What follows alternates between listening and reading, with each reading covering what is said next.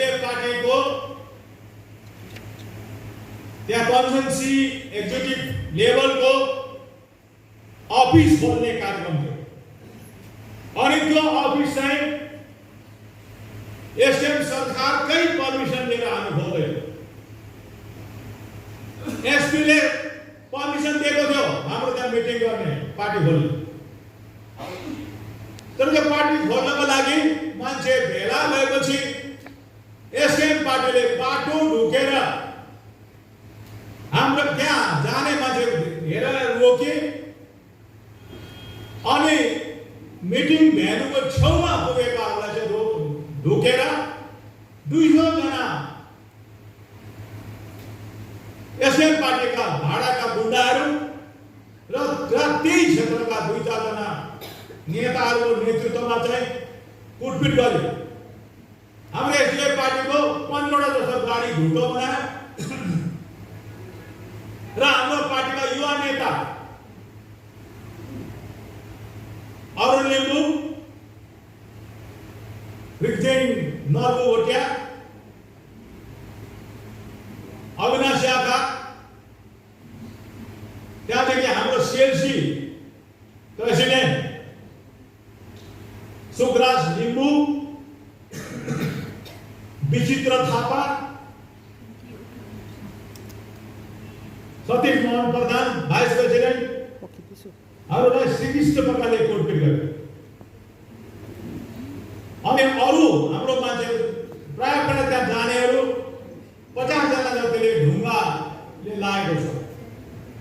50 जना जतिले कमान सबलाई थाहा भएको छ। र यो यसको यसरी हाम्रो मान्छेलाई कुट्ने नेतृत्व गर्ने सुका 12 खेलेको सीएलसी प्रेसिडेन्ट एसडीएमको सुमान गुरुङ, क्याकुङको youth convener Vishnu Pradhan SDM र यसरी कुटपिट भएको छ। अनि हाम्रो पार्टीमा रविन तामाङ हाम्रो पार्टीको प्रेसिडेन्ट जिल्ला प्रेसिडेन्ट पनि त्यहाँ अलिकति उहाँलाई पनि कुटपिट भएको छ। यसो कुटपिट भएको छ। आज तपाईहरु सबलाई भन्न चाहन्छु यसरी कुटपिट भयो र अहिले पुरा हल्ला गर्दैछ एसडीएफ पार्टीले कि एसडीएफले गोली चलायो। आज सुन्नुहोस्, तपाईहरु बोल्नुपर्छ कि कसैलाई पिस्तोल किन्ने बन्दुक किन्ने चाहिँ लाइसेन्स दियो भने चाहिँ पुलिसले दिन्छ, जसको चाहिँ लाइफ थ्रेटनिङ हुन्छ, जसको लाइफ अब थ्रेटन छ त्यसलाई दिन्छ र जसकोमा पनि पिस्तोल थियो त्यो चाहिँ लाइसेन्स वाला थियो र लाइसेन्स वाला थियो र उसले त्यो चाहिँ सेल्फ डिफेन्सको लागि दिएको, आत्मरक्षाको लागि दिएको र कसैले पनि त्यो पड्कायो भनेदेखि त्यो चाहिँ मान्छेलाई कसैलाई गोली लागेको छैन, कोही घाइते भएको छैन। किनभने त्यो जति पनि फायर गरेको छ आफ्नो आत्मरक्षाको लागि एयरमा फायर गरेको छ, हावामा फायर गरेको छ। किनभने उसलाई चाहिँ दुईपट्टिबाट घेरेर चाहिँ मार्नु आँट्दाखेरि उसले फायर गरेको छ र उसलाई मार्ने थियो। तर त्यहाँ आइबी थापा हाम्रो सीएलसी प्रेसिडेन्ट जुन चाहिँ उसले चाहिँ भेटाएर चाहिँ उसले अन्त तानेर चाहिँ बचाएर एसआर लिम्बूको घरमा लगेर बचायो। नयाँ मान्छे त्यो उसलाई थाहा छैन पता नाम दुईपट्टिबाट घेर्यो र त्यसरी हिजो बाँच्यो। र त्यो भिडियोमा तपाईँले सुन्न सक्नुहुन्छ, त्यहाँ चाहिँ कुरा गरेको छ मार्नुपर्छ, मार भन्ने कुरा एसडीएमले गर्छ भने चाहिँ उनीहरूको इन्टेन्सन मार्ने थियो। र त्यसरी हिजो त्यहाँ यो गुन्डा पार्टी हो, गुन्डागर्दी त्यसरी गरेको त्यो सबले देखेको छ। र अनि यो सब भएपछि हाम्रो पार्टीले एफआईआर गरेको छ। एफआईआरमा पनि अहिलेसम्म लिएको केही मैले सुनेको छैन। अनि अहिले अरुणले उल्टा उसलाई एरेस्ट गर्यो, सबभन्दा सिरियसली गरी कुट्यो उनीहरूले, उसलाई एरेस्ट गरेको छ।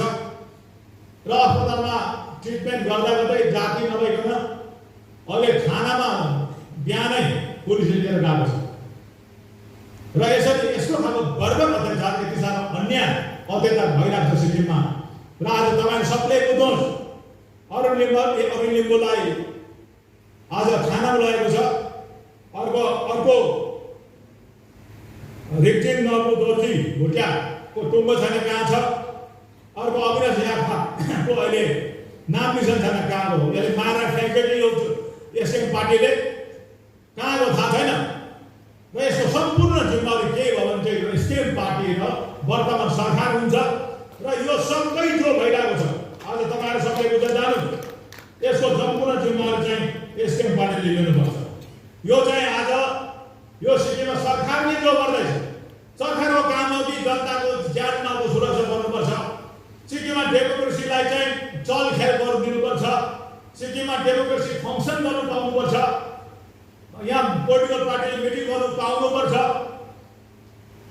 आफ्नो कुरा जनताले भन्न पाउनुपर्छ पत्रिकामा लेख्न पाउनुपर्छ सोसियल मिडियामा बोल्न पाउनुपर्छ जनताको लिबर्टीको सुरक्षा गर्नुपर्छ जनतालाई स्वतन्त्रता दिनुपर्छ तर आज यो सरकारले चाहिँ सिक्किमे जनताको पर्सनल लाइफलाई पनि नियन्त्रित गरिसकेको छ आज तपाईँको सिक्किममा एसकेएम पार्टीले अरू पार्टीले मिटिङै गर्नु नपाउने आज एसकेएम पार्टी बाहेक अर्को पार्टीको मान्छेसँग सामाजिक सम्बन्ध टुटाउने अपोजिसन पार्टीकोमा कोही मान्छे जानै नहुने अपोजिसन पार्टीको लिडर कोही सोसियल प्रोग्रामतिर जानु नहुने ढुङ्गामुढा गर्ने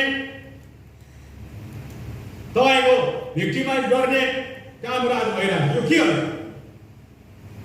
आज तपाईँले बोल्नुहोस् यो सब पोलिटिकल टेरोरिजम एसकेएम गभर्मेन्टले चाहिँ आज सिक्किममा पोलिटिकल टेरोरिजम गर्दैछ जनताले दिएको पावरलाई मिसयुज गरेर चाहिँ आज सिक्किममा चाहिँ पोलिटिकल टेरोरिजम सुरु गरेको छ अर्गनाइज टेरोरिजम सिक्किममा सुरु गरेको छ आज यो टेरोरिजममा सबै मिलेको छ माथिदेखि तलसम्म सबै मिलेको छ यसले छानेर सिक्किम पुलिसबाट उसको जात मिल्ने उसको धर्म मिल्ने उसको साइलो लाग्ने मान्छेहरूलाई चाहिँ खानामा राखेको छ सिक्किमभरि नै खानामा राखेको छ अनि यसले चाहिँ पुलिसको काम होइन एसकेएमको गोलेको काम गर्दैछ एसकेएम गोलेको काम गर्दैछ र मान्छे छानी तपाईँको पिट्ने कुट्ने तर्साउने मार्ने काम चाहिँ आज यसरी अर्गनाइज क्राइम गर्दैछ पोलिटिकल टेरोरिजममा चाहिँ सबै मिलेको छ आज तपाईँले याद गर्नुहोस् र आज यस्तो खालको थानातिर बस्दै जसरी थानाहरू छ त्यो थानाहरू जति पनि एसएचओहरू छ तपाईँको पुलिसको एसडिपिओ एसपीहरू छ यो जम्मै यो चाहिँ गोलेको भित्र पेट गोर्खो भित्रको यो पुलिस होइन यो जम्मै गोलेको भित्रको मान्छेहरू र जम्मै भित्र मिलेर अपराध गर्ने लुट्ने मान्छे पिट्ने यस्तो कामहरू तर्साउने कामहरू गर्दैछ यो चाहिँ हिटलरको जमानामा गेस्टापो भन्ने जस्तो यो गोलेको मान्छेहरू यो छ गेस्टापो जस्तो गेस्टापो भने के हो तपाईँले पढ्नु होला त्यस्तै काम यिनीहरूले सिक्किममा गर्दैछ र जुन कुरा चाहिँ सिक्किमको सिभिलाइज सोसाइटीले सिक्किमको युवाहरूले मान्नु हुँदैन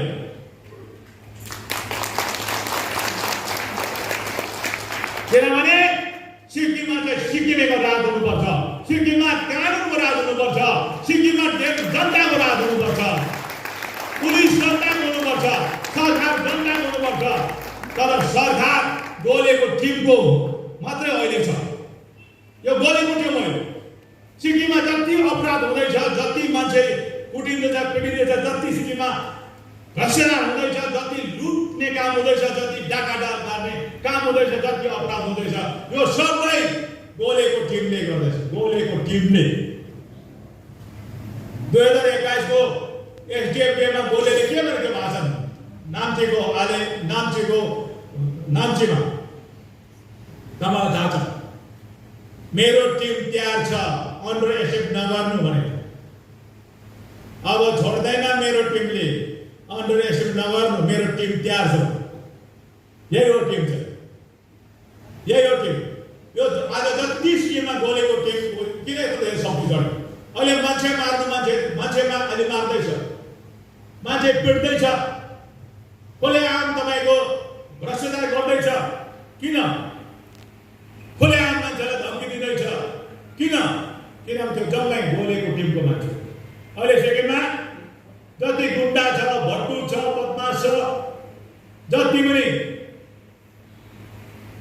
तपाईँको एन्टी सोसियल इलिमेन्ट छ, यो सबको शक्ति बढेको छ, शक्ति बढेको छ। आज सिक्किममा बदमासहरूको, चोरहरूको, गुन्डाहरूको, एन्टी सोसियल इलिमेन्टहरूको आज शक्ति बढेको छ। किनभने उनीहरूलाई थाहा छ हाम्रो माथि मालिक छ, हाम्रो साथी मालिक छ, माथि छ युद्धमा।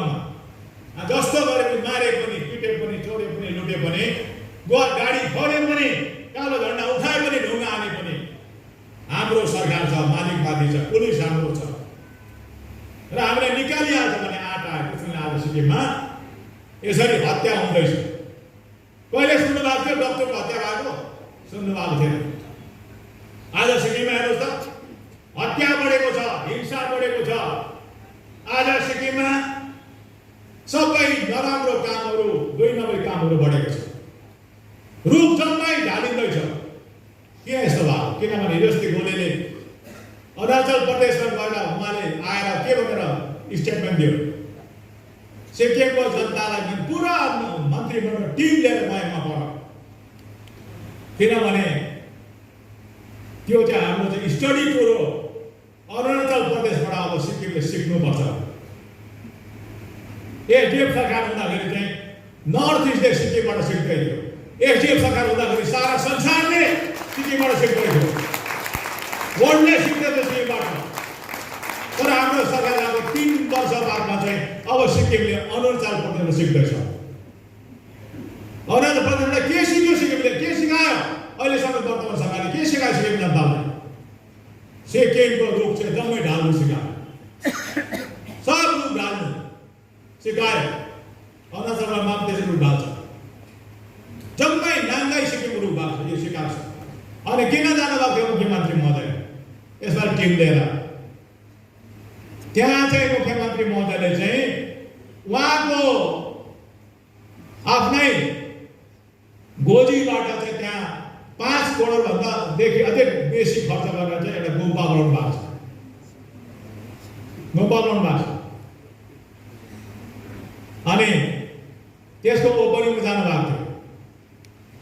मुख्यमन्त्री साहबले अस्ति घोषणा गर्नुभएको छ, मेरो छोरा छोरी बुढी बुहारी कोही पनि नोकरी गर्दैन। पवन चामलिङले चाहिँ फुलको खेती गर्छ, व्यापार गर्छ, सबले गर्छ भने, तर अब गर्दैन, व्यापार पनि गर्दैन, खेतीपाती पनि गर्दैन, नोकरी पनि गर्दैन, केही गर्दैन। किनभने हाम्रो मुख्यमन्त्री गोले साहबले चाहिँ गार्डन पाउनुभएको छ, गार्डन पाउनुभएको छ।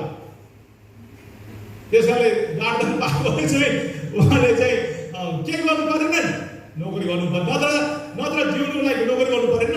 कोही नोकरी गर्नु पर्यो, खेतीपाती गर्नु पर्यो, होइन, व्यापार धन्दा गर्नु पर्यो, कन्स्ट्रक्सन गर्नु पर्यो, के गर्नु पर्यो जीविकाको लागि। उहाँले केही गर्दैन। त्यसो भने जीविकाको चल्दैछ, मजाले चल्दैछ, होइन, राम्रो चल्दैछ। 5 करोडको के अरे उहाँले 5 करोडको त अरुणाचल प्रदेशमा गुम्बा बनाउनु भयो। सिक्किममा गाडी बाँड्नु हुँदैछ, हो, गाडी। उहाँले जो चाहिँ आउँछ उसलाई पनि पैसा हेरेर 50 लाख रुपियाँ दिनुहुन्छ, कसैले 5 लाख दिनुहुन्छ। अहिले एक्स एमएलएहरूलाई उहाँले 1-1 करोडमा उहाँले आफ्नो पार्टीमा लानुहुँदैछ, 1-1 करोड दिएर। हाम्रो एक्स एमएलएको दाम चाहिँ 1 करोड रहेछ।